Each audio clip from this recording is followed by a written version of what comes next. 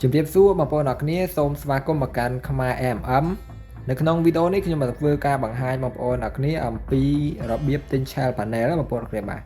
អញ្ចឹងបងប្អូនដែលមានចំណាប់អារម្មណ៍ចង់បើកគេហទំព័រលក់សេវាកម្មដែលស្រដៀងនឹង website khmermm.com បងប្អូនអាចធ្វើបានបាទអញ្ចឹងបងប្អូនធ្វើតាមវីដេអូនេះខ្ញុំបង្ហាញបងប្អូនម្ដងមួយអំពីរបៀបធ្វើហ្នឹងណាបងប្អូនអរគ្នាបាទអញ្ចឹងបងប្អូនខ្ញុំសូមនិយាយបន្តិចបាទតាក់ទងនឹង website នេះគឺបងប្អូនតម្រូវបងប្អូនមាន domain មួយមកបាទមាន domain មួយមកហើយបងប្អូនយក domain នោះមកភ្ជាប់ជាមួយនឹងខ្មែរ MM នោះបងប្អូននឹងទទួលបាន website មួយដែលស្រដៀងនឹងខ្មែរ MM បើកលក់សេវាកម្មដូចគ្នាអញ្ចឹងណាបងប្អូនគេបាទអញ្ចឹងបងប្អូនចេះទិញ domain ហើយឬនៅបាទបើសិនជាអត់ទាន់ចេះទិញ domain ទេបងប្អូនអាច comment ខាងក្រោមខ្ញុំនឹងបង្ហាញបងប្អូនរបៀបទិញ domain បាទតែនៅក្នុងវីដេអូនេះខ្ញុំប្រើ website OneByte របស់ខ្មែរយើងបងប្អូនបាទជា website ដែលផ្ដល់នៅ cloud hosting cloud server domain name អីចឹងបងប្អូនបាទអញ្ចឹងខ្ញុំបានទិញរួចហើយចំពោះ domain ណាបងប្អូនបាទទិញ domain នឹងរួចហើយណាបងប្អូនអញ្ចឹងបងប្អូនប្រើ name ជាបក៏បានប្រើស្អីក៏បានដែរ GoDaddy ក៏បានដែរអញ្ចឹងបងប្អូនបាទអញ្ចឹងបងប្អូនចូលទៅទិញ domain មកបាទហើយ domain ហ្នឹង .អីក៏ .ទៅអញ្ចឹងបងប្អូនបាទ .com .net .org .information អីចឹងបងប្អូនបាទ .info ណាបងប្អូនអញ្ចឹងបងប្អូនចង់ប្រើ domain អីក៏បានដែរអញ្ចឹងបងប្អូនគ្នាបាទតែបងប្អូនស្រឡាញ់ណាបងប្អូនបាទអញ្ចឹងខ្ញុំចូលទៅ domain ណា domain កន្លែង domain របស់យើងណាបងប្អូនបាទនេះ domain របស់ខ្ញុំគឺខ្ញុំបានទិញយូរហើយបាទឧទាហរណ៍ថានេះរបស់បងប្អូនអញ្ចឹងណាបងប្អូនបាទអញ្ចឹងយើងអត់ប្របាកអីទេគ្រាន់តែយើងទៅដូរ name server អញ្ចឹងណាបងប្អូនបាទអញ្ចឹងកាត់តំណែងសិនយើងមកចូល website khmermm.com វិញបាទអញ្ចឹងបងប្អូនត្រូវដាក់លុយចូល account បាទ$10អីទៅណាបងប្អូនគេបាទដើម្បីទិញបងប្អូនបាទ Shell Panel ហ្នឹងគឺមានតម្លៃមួយខែ$10តែប៉ុណ្ណោះបងប្អូនគេបាទអញ្ចឹងមានតម្លៃធូរថ្លៃសម្រាប់បងប្អូនណាបងប្អូនអញ្ចឹងបងប្អូនអាចយកមកភ្ជាប់បានណាបងប្អូនគេបាទយក domain ណាបងប្អូនជាស្រ័យនិយាយខុសរហូតបាទយក domain មកភ្ជាប់ជាមួយនឹងខ្មែរ MM ដើម្បីយកសេវាកម្មទៅលក់បន្តបានអញ្ចឹងណាបងប្អូនបាទអញ្ចឹងយើងអាចគ្រប់គ្រងជា admin ផ្សេងមួយទៀតអញ្ចឹងទៅណាបងប្អូនគេបាទអញ្ចឹងបងប្អូនយើងចាប់ផ្ដើមធ្វើតែម្ដងអញ្ចឹងបងប្អូនចុចនៅកន្លែងនេះមកបាទចុចកន្លែងនឹងមក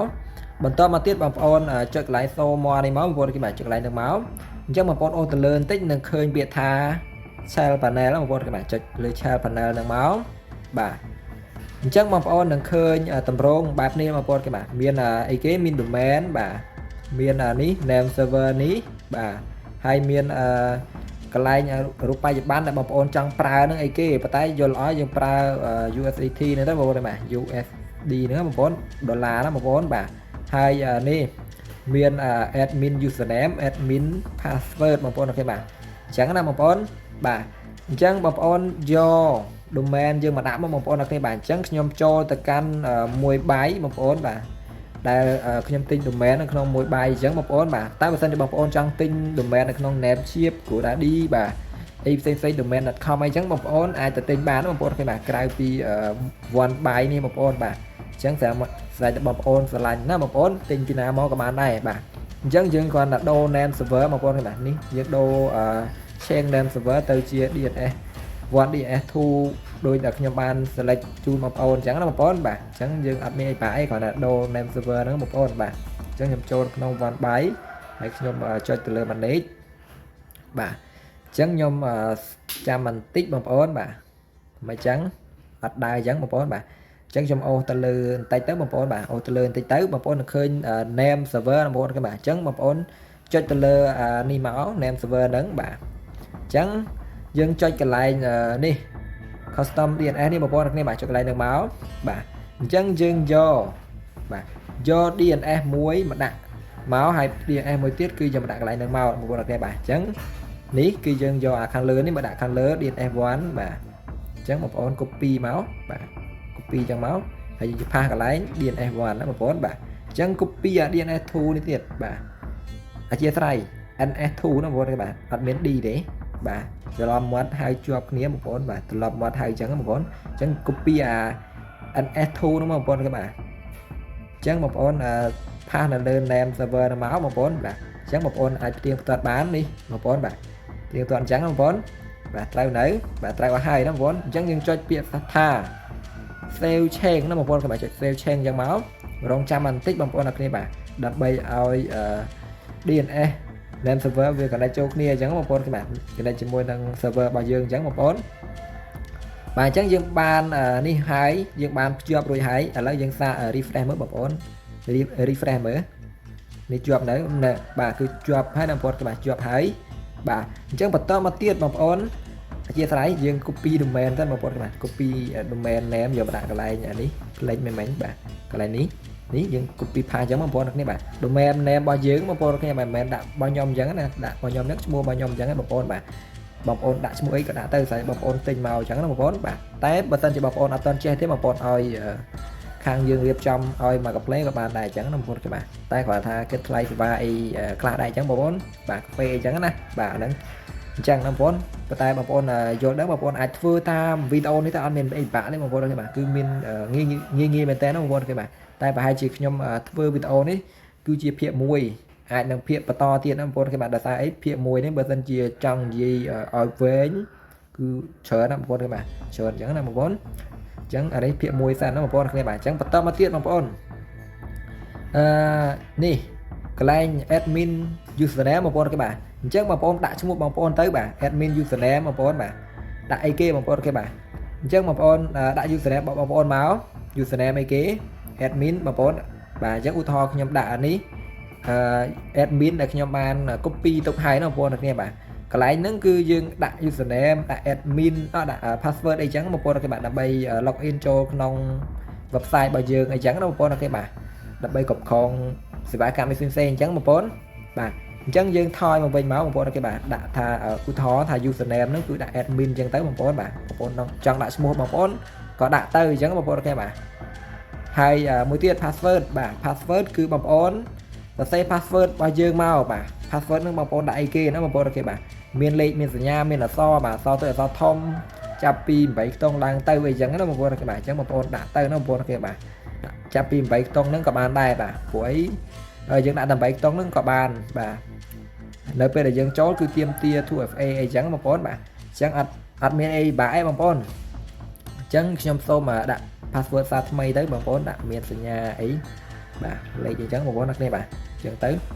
បាទខ្ញុំចេះតែដាក់ទៅឲ្យវាសុវត្ថិភាពអញ្ចឹងបងប្អូនបាទអញ្ចឹង copy យកមកផាសបងប្អូនគេបាទ copy យកមកផាសនៅកន្លែងប្រអប់ password នេះមកបងប្អូនចង់សរសេរ password បងប្អូនចូលក៏បានដែរអញ្ចឹងបងប្អូនអត់ពីបាក់ទេបងប្អូនគ្នាបាទសេចូលមកអាខាងលើ password មិនគឺអាខាងក្រោម password អញ្ចឹងបងប្អូនគ្នាបាទ admin password និង confirm password អញ្ចឹងបងប្អូនបាទអញ្ចឹងបន្ទាប់ពីយើងដាក់អញ្ចឹងហើយបងប្អូនកុំភ្លេចកត់អានេះទុកផងបងប្អូននេះបាទកត់អានឹងទុកផងណាតែយើងអត់កត់ទុកនេះយើងចូលអត់រួចទេបងប្អូនគ្នាបាទចូលអត់រួចទេអញ្ចឹងណាអញ្ចឹងយើងកត់ទុកដូចខ្ញុំយេបាទពេលយើងសេ admin username ហ្នឹងយើងកត់ទុកផងហើយ admin password ក៏យើងកត់ទុកដែរអញ្ចឹងបងប្អូនគេបាទងាយស្រួលពេលចូលបងប្អូនគេបាទអញ្ចឹងពេលដែលបងប្អូនមើលពិនិត្យមើលថាត្រឹមត្រូវ domain យើងដាក់ត្រឹមត្រូវនៅបាទហើយនេះ admin username នោះដាក់ត្រឹមត្រូវនៅបាទហើយ password ហ្នឹងគឺដាក់ត្រឹមត្រូវនៅអញ្ចឹងបងប្អូនបាទបើសិនជាឃើញថាត្រឹមត្រូវអស់ហើយបងប្អូនចុចពាក្យថា submit order ណាបងប្អូនគេបាទចុច submit order អញ្ចឹងមកបងប្អូនបាទចុចអញ្ចឹងមកបាទបងប្អូនរងចាំបន្តិចបាទអញ្ចឹងបងប្អូននេះគឺយើងបាន order របស់យើងជោគជ័យហើយបងប្អូនគេបាទប៉ុន្តែនៅ pending នៅ line ណាបងប្អូនគេបាទនៅ pending line ណាបងប្អូនចឹងអត់ទាន់ដំណើរការទេប្រហែលជា1ម៉ោង2ម៉ោងឬមួយក៏12ម៉ោងក្រោយអីចឹងទៅបងប្អូននឹងទទួលបាន website ដែលមានលក្ខណៈបែបនេះឬមួយក៏បែបនេះអញ្ចឹងបងប្អូនអ្នកគ្នាបាទអញ្ចឹងបងប្អូនអាចសេរីពណ៌សេរីអីខ្លួនឯង design ខ្លួនឯងបន្ថែមអញ្ចឹងបងប្អូនអ្នកគ្នាបាទគឺអត់មានអីបាក់ញ៉ៃញ៉ៃទេបងប្អូនអ្នកគ្នាបាទគឺងាយស្រួលអញ្ចឹងបងប្អូនបាទអញ្ចឹងយើងអាច log in ជា username password មិញបងប្អូនគេបាទឧទាហរណ៍ដូចនេះ domain បែបនេះអញ្ចឹងបងប្អូនគេបាទនេះដូចបែបនេះអញ្ចឹងណាបងប្អូនអញ្ចឹងបងប្អូនដែលចង់ចូល website ខ្លួនឯងដែលចូលទៅឃើញទម្រង់បែបនេះឬមួយក៏ទម្រង់បែបនេះអញ្ចឹងបងប្អូនគេបាទអញ្ចឹងបងប្អូនអាចចូលតាម URL របស់យើងទៅមក link website របស់យើងអញ្ចឹងមកបាទចូល link website របស់យើងអញ្ចឹងមកបងប្អូនចុចអញ្ចឹងទៅគឺ load ដូចនេះបាទដូចនេះបងប្អូនគេបាទតែឥឡូវនេះវាអត់ទាន់ online ទេបងប្អូនគេបាទនៅ ចេញបែបនេះដល់ឡៃណាបងប្អូនគេបាទអត់ទាន់ដំណើរការទេអញ្ចឹងចេញបែបនេះតម្លៃសរសៃយើងទៅទិញអញ្ចឹងណាបងប្អូនគេបាទអញ្ចឹងនៅពេលដំណើរការគឺវាអាចចេញពណ៌នេះឬមួយក៏ពណ៌ទឹកក្រូចអីចឹងបងប្អូនគេបាទហើយពណ៌ទាំងអស់នេះគឺបងប្អូនអាចដូរបានណាបងប្អូនគេបាទអាចសរសេរអក្សរអីផ្សេងក៏បានដែរអញ្ចឹងបងប្អូនបាទអញ្ចឹងបងប្អូននេះបើសិនជាយើងចង់ចូលលក្ខណៈជា admin ដើម្បីគ្រប់គ្រងសេវាកម្មអញ្ចឹងណាបងប្អូនគេបាទអញ្ចឹងបងប្អូនអាចវាយពាក្យថានេះ domain យើងអញ្ចឹងមក .com អញ្ចឹងមកយើងដាក់សញ្ញា slash មួយបងប្អូនសញ្ញា slash មួយមកហើយយើងសរសេរពាក្យថា admin បាទ admin អញ្ចឹងបងប្អូនគេបាទអញ្ចឹងនឹងឃើញតម្រង password និង username ឲ្យយើងបំពេញហើយបាទហើយបំពេញហ្នឹងគឺយកមកពីណាបងប្អូនគេបាទគឺយកពីអានេះដែលខ្ញុំឲ្យបងប្អូន copy ទុកណាបងប្អូនគេបាទគឺ admin username និង admin password អញ្ចឹងបងប្អូនបាទអញ្ចឹងបងប្អូនយកទៅអានឹងទៅបំពេញទៅគឺបងប្អូននឹងចូល website បាទរបស់យើងបានហើយដើម្បីគ្រប់គ្រងសេវាកម្មដូចខ្មែរ MM អញ្ចឹងបងប្អូនគេបាទអញ្ចឹងវីដេអូនេះក៏ slash តែត្រឹមនេះប៉ុន្តែមិនមែនតន់ចប់ទេបងប្អូនគេបាទខ្ញុំធ្វើវគ្គនេះគឺជាវគ្គមួយរបៀបទិញ Shell Panel បងប្អូនគេបាទនៅរបៀបគ្រប់គ្រង website ទាំងមូលទៀតបងប្អូនគេបាទអញ្ចឹងជួបគ្នានៅក្នុងវីដេអូក្រោយទៀតភាគ2ណាបងប្អូនគេបាទបើសិនជាមានបន្តទៀតអាចនឹងភាគ3ទៅបងប្អូនគេបាទអញ្ចឹងណាអរគុណច្រើនបងប្អូនគ្នាសង្ឃឹមថាបងប្អូននឹងយល់បើសិនជាបងប្អូនអត់ទាន់យល់ទេបងប្អូនអាចមើលវីដេអូនេះម្ដងទៀតឬមួយក៏បងប្អូនអត់នៅតែអត់យល់ទៀតបងប្អូនអាចតាក់ទងមកកាន់ក្រុមការងាររបស់យើងដើម្បីឲ្យរៀបចំជូន Marketplace ក៏បានដែរអញ្ចឹងបងប្អូនគេបាទទាំងការបង្រៀនទាំងការរៀបចំ hosting បាទជាស្រ័យអត់មាន hosting ទេទាំងការរៀបចំ domain អីបងប្អូនអាចតាក់ទងមកកាន់ក្រុមការងារយើងបានណាបងប្អូនគេបាទឲ្យរៀបចំ Marketplace អីចឹងបងប្អូនបាទអញ្ចឹងបងប្អូនគ្រាន់តែបង់សេវាអីខ្លះអញ្ចឹងទៅថ្លៃរៀនអីចឹងទៅបងប្អូនទទួលបាន website មួយហើយអញ្ចឹងបងប្អូនគេបាទហើយការបង្រៀននេះគឺបង្រៀនបងប្អូនផ្ទាល់បងប្អូនគេបាទតាម Zoom ក៏បានតាមកម្មវិធីអីផ្សេងក៏បានដែរអញ្ចឹងបងប្អូនគេបាទ Google Meet អីចឹងក៏បានដែរបាទតាមនេះដែរអីក៏បានដែរអញ្ចឹងបងប្អូនចូលទៅបរៀនបងប្អូនប្រយោគបងប្អូនផ្ទាល់តែម្ដងអញ្ចឹងណាបងប្អូនឲ្យធ្វើបានទាល់តែជោគជ័យបាទទាល់តែជោគជ័យបងប្អូនគេបាទហើយនេះគឺវីដេអូទី1ជួបគ្នានៅក្នុងវីដេអូក្រោយទៀតណាបងប្អូនគេបាទភាគ2ណាបាទអរគុណច្រើនបាទ